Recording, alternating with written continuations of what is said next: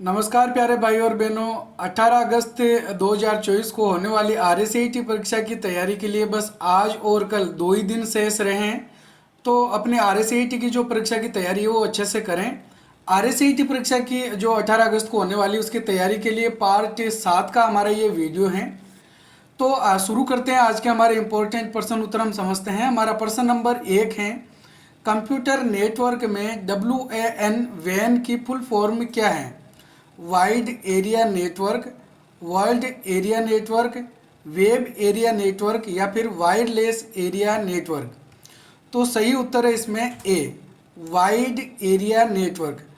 आपको computer network के संदर्भ में लेन, मेन और वेन इन तीनों की फुल फॉर्म अच्छे से याद रख लेनी है। लेन की फुल फॉर्म होती है लोकल एरिया नेटवर्क और मेन की फुल फॉर्म होगी मेट्रोपॉलिटन एरिया नेटवर्क और वेन की फुल फॉर्म होगी वाइड एरिया नेटवर्क।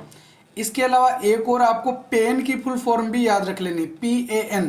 तो पेन की फुल फॉर्म होती है पर्सनल एरिया नेटवर्क। अगला प्रश्न नंबर 2, भारत में NPCI द्वारा बनाया और जारी किया गया कार्ड कौन सा है?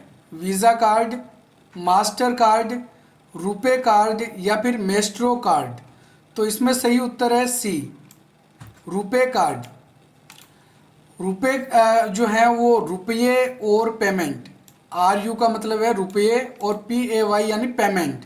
तो रुपये और पेमेंट इनसे मिलके ये शब्द बना है रुपए। तो रुपे कार्ड जो है वो NPCI द्वारा लॉन्च किया गया है। NPCI की फुल फॉर्म याद रखनी है national payment corporation of India. ठीक है। अगला प्रश्न नंबर 3, ऑनलाइन भुगतान करने के लिए निम्न में से किसका प्रयोग नहीं किया जा सकता है? Debit card, credit card, net banking या फिर कैश। तो देखो, कैश का हम प्रयोग ऑनलाइन भुगतान करने के लिए नहीं कर सकते हैं। अगर हमको कुछ ऑनलाइन भुगतान करना है तो हमको ऑनलाइन ही पेमेंट कटवाना होता है। वो हम क्रेडिट कार्ड, डेबिट कार्ड से कटवा सकते हैं या फिर इंटरनेट बैंकिंग से कटवा सकते हैं। देखो, अगर ऑनलाइन खरीदारी की बात आती है, अगर हम कुछ ऑनलाइन सामान खरीदना चाहते हैं तो हम कैश का प्रयोग भी कर सकते हैं, यानी कैश वाला ऑप्शन भी चुन सकते हैं, कैश ऑन डिलीवरी। तो उस समय हम कैश पेमेंट दे सकते हैं। लेकिन अगर अपन को भुगतान ही ऑनलाइन करना है तो फिर हम कैश का प्रयोग तो नहीं कर पाएंगे। नेक्स्ट हमारा प्रश्न नंबर 4 है, कंप्यूटर में क्लाउड स्टोरेज का क्या उपयोग है? डेटा को लोकेट हार्ड डिस्क में सेव करना, डेटा को नेटवर्क के माध्यम से ऑनलाइन सर्वर पर सेव करना, डेटा को रोम मेमोरी में सेव करना या फिर डेटा को पावर सप्लाई यूनिट में सेव करना। तो इसमें सही उत्तर है बी, डेटा को नेटवर्क के माध्यम से ऑनलाइन सर्वर पर सेव करना है। अगर हम कुछ भी डेटा, कुछ भी फाइल फोल्डर ऑनलाइन सेव करके रखते हैं तो ऐसा स्टोरेज क्या कहलाता है? क्लाउड स्टोरेज कहलाता है। क्लाउड स्टोरेज के उदाहरण Google drive, Microsoft one drive और ड्रॉप बॉक्स होते हैं। ये आपको अच्छे से याद रखना है। अगला प्रश्न नंबर 5 है, कंप्यूटर हार्डवेयर और सॉफ्टवेयर में क्या अंतर होता है? हार्डवेयर भौतिक होता है और सॉफ्टवेयर अमूर्त होता है, या फिर सॉफ्टवेयर भौतिक होता है और हार्डवेयर अमूर्त होता है, या फिर दोनों ही भौतिक होते हैं, या फिर दोनों ही अमूर्त होते हैं। तो सही उत्तर इसमें क्या होगा? ए, हार्डवेयर भौतिक होता है और सॉफ्टवेयर अमूर्त होता है। हार्डवेयर का भौतिक अस्तित्व होता है जिसको हम देख सकते हैं, छू सकते हैं। सॉफ्टवेयर का कोई भौतिक अस्तित्व नहीं होता है। ठीक है। अगला हमारा प्रश्न नंबर 6 है, कंप्यूटर नेटवर्क में IP एड्रेस का क्या उपयोग है? कंप्यूटर को ठंडा रखना, डेटा को स्टोर करना, कंप्यूटर की नेटवर्क पर पहचान के लिए या फिर कंप्यूटर में वायरस को मिटाने के लिए। तो कंप्यूटर नेटवर्क में जो IP एड्रेस होते हैं वो हमारे नेटवर्क पर कंप्यूटर की पहचान करने के लिए होते हैं। IP एड्रेस के द्वारा पता लगाया जा सकता है कि ये कंप्यूटर, ये जो इंटरनेट है, ये जो जानकारी वो किसके द्वारा सर्च की गई है, ये इंटरनेट कौन चला रहा है। ठीक है। तो हमारा जो ISP होता है उसके द्वारा हमको ये जो IP एड्रेस है वो दिया जाता है। अगला प्रश्न नंबर 7 है, MS वर्ड 2010 में डबल अंडरलाइन लगाने की शॉर्टकट कुंजी क्या है? Control you, control shift you, control shift W या फिर कंट्रोल शिफ्ट डी? तो सही उत्तर है इसमें D. Control plus shift plus D button का प्रयोग कर सकते हैं हम डबल अंडरलाइन लगाने के लिए। यहाँ पे देख सकते हैं ये जो शब्द लिखा हुआ है इसमें डबल अंडरलाइन आ रही है, तो कंट्रोल शिफ्ट डी बटन दबाने से डबल अंडरलाइन लगती है। इसके अलावा आपको ये जो कंट्रोल शिफ्ट डब्ल्यू है ये शॉर्टकट कुंजी भी याद रखनी है। कंट्रोल शिफ्ट डब्ल्यू के द्वारा हम वर्ड अंडरलाइन लगा सकते हैं, यानी केवल शब्दों पे अंडरलाइन लगानी, जो स्पेस हमने दे रखा है उस पे अंडरलाइन नहीं लगानी है, तो कंट्रोल शिफ्ट डब्ल्यू का प्रयोग हम कर सकते हैं। और कंट्रोल यू करते हैं तो सिंगल अंडरलाइन लगती है और वो स्पेस में भी अंडरलाइन लगती है। अगला प्रश्न नंबर 8, कौन से प्रिंटर में विशेष प्रकार की हीट संवेदनशील कागज का प्रयोग किया जाता है? एक विशेष प्रकार के कागज का प्रयोग किया जाता है जो गर्म तत्वों के प्रति संवेदनशील होता है। Laser printer, thermal printer, inkjet printer या फिर डॉट मैट्रिक्स प्रिंटर? तो सही उत्तर है इसमें बी, थर्मल प्रिंटर। ठीक है, थर्मल प्रिंटर में विशेष प्रकार के कागज का प्रयोग किया जाता है। अगला प्रश्न नंबर 9 है, निम्न में से कौन सी मेमोरी को नॉन वोलेटाइल कहा जाता है? रैम, रोम, डी रैम या फिर एस डी रैम? तो सही उत्तर है इसमें बी, रोम। नॉन वोलेटाइल मेमोरी ऐसी मेमोरी होती है जिसके अंदर डेटा को स्थायी रूप से सेव करके रखा जाता है। अगर हमारा कंप्यूटर बंद होगा तो भी इसमें रखा हुआ जो डेटा है वो सुरक्षित रहेगा। अगला प्रश्न नंबर 10 है, माइक्रोसॉफ्ट पावर पॉइंट 2010 में स्लाइड शो करने की शॉर्टकट कुंजी क्या होती है? Control plus S, control plus F12, F5 या फिर F7? तो माइक्रोसॉफ्ट पावर पॉइंट में स्लाइड शो करने के लिए F5 कुंजी का प्रयोग करते हैं। और अगर हम जिस स्लाइड पर हैं उसी स्लाइड से स्लाइड शो स्टार्ट करना हो तो उसके लिए शिफ्ट प्लस F5 कुंजी काम में ली जाती है। अगला प्रश्न नंबर 11 है, रीडू यानी कि रिपीट करने की शॉर्टकट कुंजी क्या है?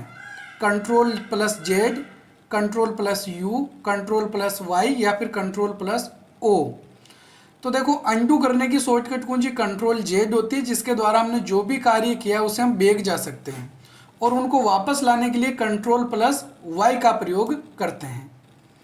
तो कंट्रोल वाई इस प्रक्रिया को हम क्या बोलते हैं? रीडू। और जो कंट्रोल जेड से हम पीछे जाते हैं इस प्रक्रिया को हम बोलते हैं अंडू। अगला प्रश्न नंबर 12 है, निम्न में से किस एप्लीकेशन का प्रयोग कंप्यूटर में PDF फाइलों को देखने के लिए किया जाता है? Windows media player, WordPad, adobe reader या फिर नोटपैड? तो सही उत्तर है इसमें सी, एडोब रीडर का हम प्रयोग करते हैं PDF फाइलों को देखने के लिए। अगला प्रश्न नंबर 13 है, विंडोज 10 में टास्क मैनेजर खोलने के लिए शॉर्टकट क्या है? Control plus shift plus T, control plus shift plus C, control plus shift plus F या फिर control plus shift plus ESC यानी एस्केप? तो सही उत्तर है इसमें D, control shift escape button हम दबाते हैं तो टास्क मैनेजर ओपन हो जाता है। ESC इसको एस्केप कुंजी कहा जाता है, जो कीबोर्ड में सबसे ऊपरी तरफ बाईं तरफ होती है। अगला प्रश्न नंबर 14, MS पावर पॉइंट 2010 के एनिमेशन टैब में कौन सा ग्रुप होता है? प्रीव्यू, एनिमेशन, टाइम या फिर ऑल ऑफ द अबव? तो सही उत्तर है इसमें D, all of the above. ये जो तीनों ग्रुप हैं वो हमको एनिमेशन टैब के अंदर मिलते हैं पावर पॉइंट में। तो जब भी कोई हम टैब ओपन करते हैं तो उन टैब के जो टूल्स होते हैं उनको अलग अलग ग्रुप में बांटा हुआ होता है। अगला प्रश्न नंबर 15, इंटरनेट पर वेब पेज देखने के लिए किस एप्लीकेशन सॉफ्टवेयर का प्रयोग करते हैं? Word processor, browser, database manager या फिर स्प्रेडशीट एप्लीकेशन? तो सही उत्तर है इसमें बी, ब्राउज़र। इंटरनेट चलाने के लिए यानी कि वेब पेज देखने के लिए हम जिस एप्लीकेशन सॉफ्टवेयर का प्रयोग करते हैं वो ब्राउज़र होता है। अगला प्रश्न नंबर 16 है, माइक्रोसॉफ्ट वर्ड में प्रिंट करने से पहले पूर्वावलोकन करने की शॉर्टकट कुंजी क्या है? प्रिंट करने से पूर्व हमको देखना है, पूर्वावलोकन करना है, यानी कि प्रिंट प्रीव्यू करना है। तो प्रिंट प्रीव्यू की शॉर्टकट कुंजी क्या होती है? Ctrl+P, Ctrl+S, Ctrl+F1 या फिर Ctrl+F2। तो ध्यान में रखना है, प्रिंट प्रीव्यू करने की शॉर्टकट कुंजी होती है Ctrl+F2, और Ctrl+F1 दबाने से माइक्रोसॉफ्ट वर्ड या एक्सेल पावर पॉइंट में हम रिबन्स को दिखा और छुपा सकते हैं। जब हम किसी टैब पे क्लिक करते हैं तो उससे संबंधित टूल्स उसी के नीचे वाली पट्टी में दिखाई देते हैं, जिसको स्टैंडर्ड टूल बार कहा जाता है। अगला प्रश्न नंबर 17, शॉर्टकट कुंजी Ctrl+C का प्रयोग किस लिए करते हैं? कट करने के लिए, कॉपी करने के लिए, पेस्ट करने के लिए या फिर सेव करने के लिए? तो Ctrl+C शॉर्टकट कुंजी किस लिए काम में ली जाती है? कॉपी करने के लिए। जो भी डेटा हमने सेलेक्ट कर रखा है उसको कॉपी करने के लिए Ctrl+C काम में लेते हैं। और कट करने के लिए हम Ctrl+X का प्रयोग करते हैं, और पेस्ट करने के लिए Ctrl+V का प्रयोग करते हैं। हम जिस भी भाग को कट या कॉपी करते हैं, चाहे हमने कट किया हो या कॉपी किया हो, कट या कॉपी किया हुआ भाग क्लिपबोर्ड मेमोरी में चला जाता है। तो ये भी ध्यान में रखना है, क्लिपबोर्ड मेमोरी में कौन सा भाग रहता है जिसको हमने कट या कॉपी किया है। अगला प्रश्न नंबर 18, निम्न में से इनपुट डिवाइस कौन सा है? मॉनिटर, माउस, प्लॉटर या फिर प्रिंटर? तो इनपुट उपकरण कौन सा है? माउस एक इनपुट उपकरण है। मॉनिटर, प्लॉटर और प्रिंटर ये आउटपुट डिवाइस के उदाहरण हैं। अगला प्रश्न नंबर 19, माइक्रोसॉफ्ट पावर पॉइंट में बनने वाली फाइल को क्या कहा जाता है? वर्कबुक, डेटाबेस, प्रेजेंटेशन या फिर डॉक्यूमेंट? तो जो फाइल माइक्रोसॉफ्ट पावर पॉइंट में बनती है उसको प्रेजेंटेशन कहा जाता है। और वर्कबुक जो है वो माइक्रोसॉफ्ट एक्सेल में बनती है, डेटाबेस माइक्रोसॉफ्ट एक्सेस में बनाया जा सकता है, और डॉक्यूमेंट फाइल जो है वो माइक्रोसॉफ्ट वर्ड में बनाई जाती है। अगला प्रश्न नंबर 20, माइक्रोसॉफ्ट वर्ड 2010 में किसी पैराग्राफ के पहले अक्षर के आकार को कुछ लाइनों से बड़ा करने के लिए कौन सा विकल्प उपयोग में लिया जाता है? वाटरमार्क, रिप्लेस, हाइपरलिंक या फिर ड्रॉप कैप? तो किसी पैराग्राफ का जो पहला अक्षर होता है उसको हमको कुछ लाइनों जितना बड़ा करना है, केवल पहले अक्षर को बढ़ाना है। तो उसके लिए जो टूल हम काम में लेते हैं वो होता है ड्रॉप कैप। तो ठीक है, ये थे आज के हमारे 20 महत्वपूर्ण प्रश्न उत्तर। उम्मीद है आपको वीडियो पसंद आया होगा। अगर वीडियो पसंद आए तो वीडियो को लाइक और हमारे चैनल को सब्सक्राइब जरूर करें। RSCIT कोर्स से संबंधित इसी प्रकार के और महत्वपूर्ण वीडियो आपको हमारे चैनल पर मिलते रहेंगे। तो ठीक है, हम मिलेंगे एक और नए वीडियो में। तब तक के लिए जय हिंद, जय भारत।